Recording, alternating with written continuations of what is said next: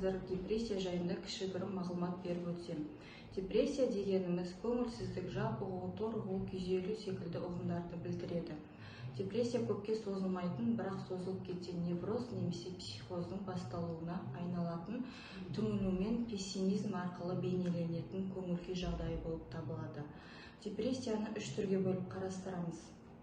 Жеңіл депрессия, орташа депрессия, ауыр депрессия. Жеңіл депрессия дегеніміз көңіл-күйдің нашарлауымен және адам белсенділігінің төмендеуімен көтеріледі. Психикалық процестердің тежелуімен эмоциялар әлсірейді, өмірге деген белсенділік төмендейді. Ал орташа депрессия дегеніміз психикалық процестердің айқын тежелуімен жұмыс қабілетінің айтарлықтай төмендеуімен көрінеді. Өткенді және бүгінгіні пессимистік түрде бағалайды. Болашаққа деген қорқыныш пайда бола бастайды.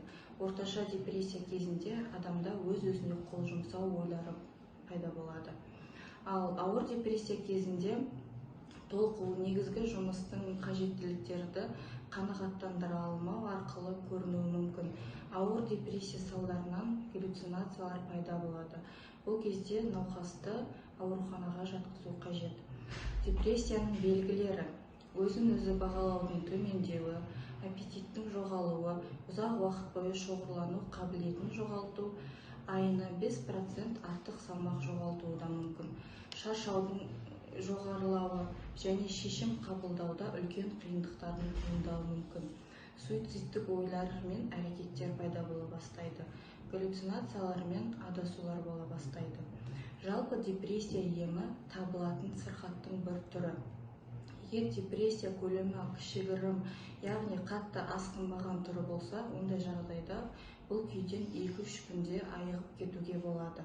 Егер өз бетіңізше депрессиядан айыға алмаймын деген, өз-өзіңізге көмектесе алмаймын деген жағдайда арнайы мамандарға, психолог мамандарына жүгінсеңіздер болады. Дәрігерлерге жүгінген кезде дәрігерлер өз дұрыстап диагнозын қойып, сіздерді ары қарай дұрыс емделуді, дәрілерді тағайындайды.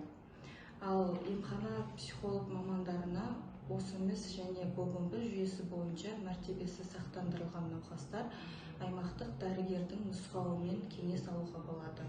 Психологиялық аурулармен Д есепте тұратын науқастар ГОБМБ жүйесі арқылы тізбе бойынша өздерінің жаңағы дәрігердің жазып берген қажетті дәрі-дәрмектерін ала алады.